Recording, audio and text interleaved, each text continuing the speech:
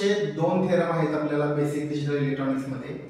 जर का तुम्ही बीसीएस ला असाल, बीएससी ला असाल किंवा बीसीए ला असाल तर फर्स्ट इयर मध्ये मग प्रत्येकाला डी मॉर्गन्स थेरम हा इम्पॉर्टंट आहे, तो विचारला जातो.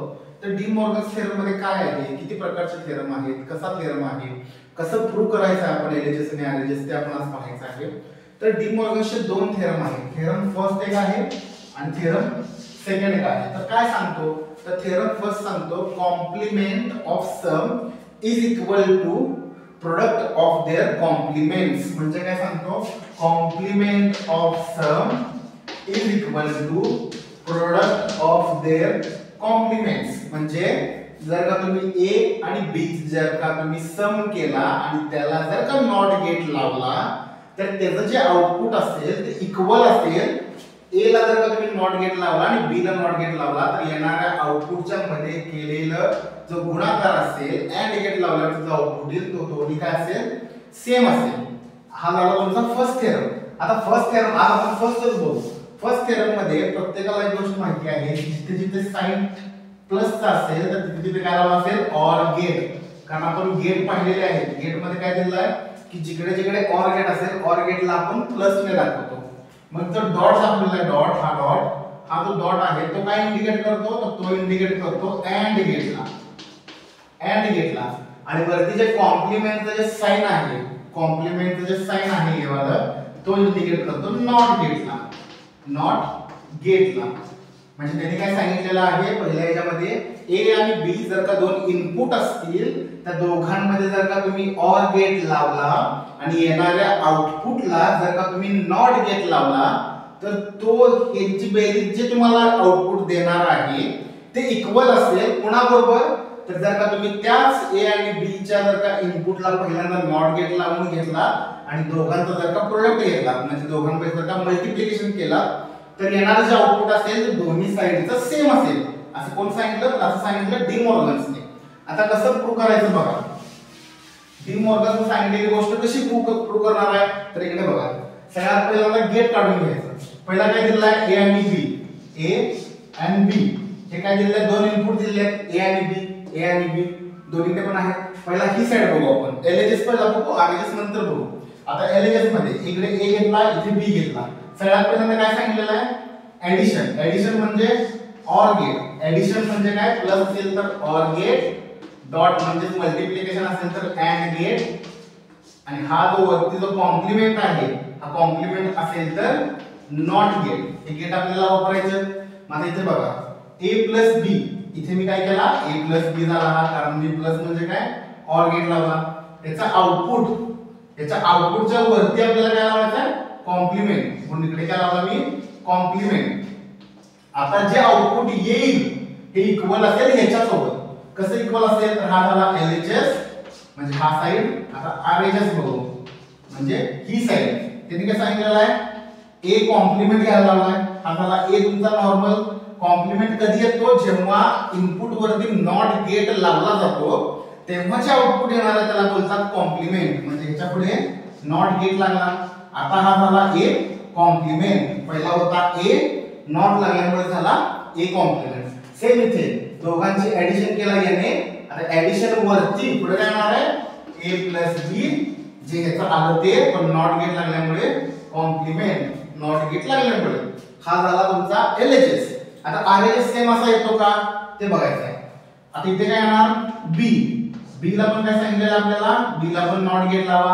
कारण इथे बघा बी वरती पण कॉम्प्लिमेंट आहे म्हणून बी ला पण कॉम्प्लिमेंट लावला. आता पुढे नेला.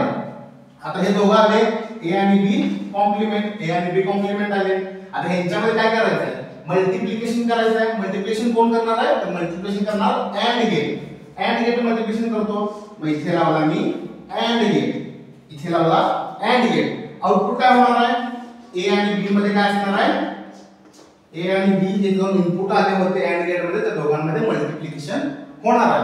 हे झालं तुमचं आरएचएस. आता दोघं इक्वल आहेत का ते पण बघितलं पाहिजे. दोघं इक्वल आहेत का, मग इकडे टेबल काढा, इथे टेबल काढा. ए आणि बी दोन इनपुट दिलेले आहेत, दोन इनपुट. ठीक आहे, इनपुट काय असणार आहे, 0 0 0 1 1 0 1 1. हे तुमचे काय आहेत, ए आणि बी इनपुट आहेत. आता यांचा आउटपुट बघा. सगळ्यात पहिल्यांदा काय करणार तुम्ही, a प्लस बी काढा, a प्लस बी करा, दोघांची ऍडिशन करा. 0 प्लस 0 0, 0 प्लस 1 1, 1 प्लस 0 1, 1 and 1 1. हा आला तुमचा पहिला टेबल. त्याच्याच पुढे परत आता ह्या शेला काय करा, यालाच कॉम्प्लिमेंट लावा, यालाच कॉम्प्लिमेंट पुढे लावा. काय होणार आहे मग, कॉम्प्लिमेंट म्हणजे जर का 0 आला तर 1 करायचा, 1 आला तर 0 करायचा. जे इनपुट असेल त्याला इन्व्हर्ट करायचं म्हणजे कॉम्प्लिमेंट. 0 चं काय होणार, 1 1 चा 0, 1 चा 0, या 1 चा 0. हे झालं तुमचं, ही साइड आली तुमची याच्या आउटपुट. याचं आउटपुट आलं इथे. आता याचं काढायचं आहे. ए आपल्याकडे आहे, बी पण आहे. मग ए कसं काढणार, ए कॉम्प्लिमेंट करा, त्यानंतर बी कॉम्प्लिमेंट काढा. काय येणार आहे, ए चा कॉम्प्लिमेंट करा, 0 असेल तर 1 करा, 1 असेल तर 0 करा. पहिल्या केस मध्ये काय आहे, 0 आहे, 0 काय होणार 1. इथे काय आहे, 0 आहे, 0 काय होणार 1. इथे आहे 1, 1 चा काय होणार 0. इथे पण आहे 1, 1 चा 0. ए चा कॉम्प्लिमेंट घेणे म्हणजे जो ए आहे त्याला इन्व्हर्ट करणे. 0 च्या जागेवरती 1 घेणे, 1 च्या जागेवरती 0 घेणे. आता बी ला पण करा, बी चा पहिला 0 आहे, इथे काय होणार 1. इथे 1 आहे, काय होणार 0. इथे 0 आहे, काय होणार 1. आणि इकडे 1 आहे, काय होणार 0. आता या दोघांचा गुणाकार करा.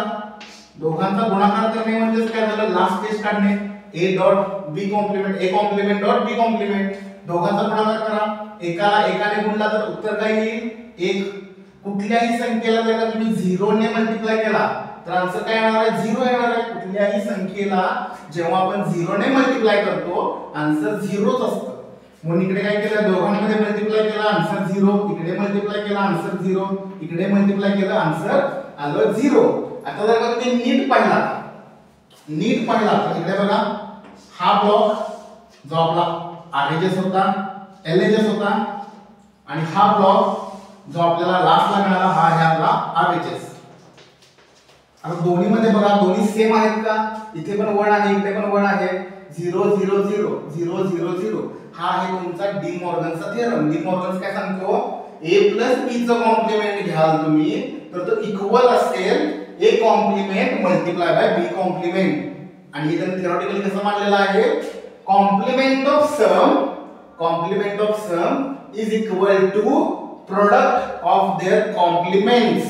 म्हणजे a प्लस b चा कॉम्प्लिमेंट हा इक्वली असेल a कॉम्प्लिमेंट चा प्रोडक्ट म्हणजे मल्टिप्लाय केला b कॉम्प्लिमेंटच्या प्रोडक्ट बरोबर, b कॉम्प्लिमेंटच्या इन्व्हर्स बरोबर.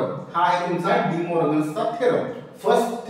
फर्स्ट थेरम मध्ये इकडे ऍडिशन होते a प्लस b. सेकंड मध्ये काय होतं, सेकंड मध्ये होतं product of the complements is equal to sum of their complements. Product of the complement is equal to sum of their complements. हा तुमचा सेकंड थेरम पडतो. हा आहे तुमचा फर्स्ट थेरम, हा आहे सेकंड थेरम.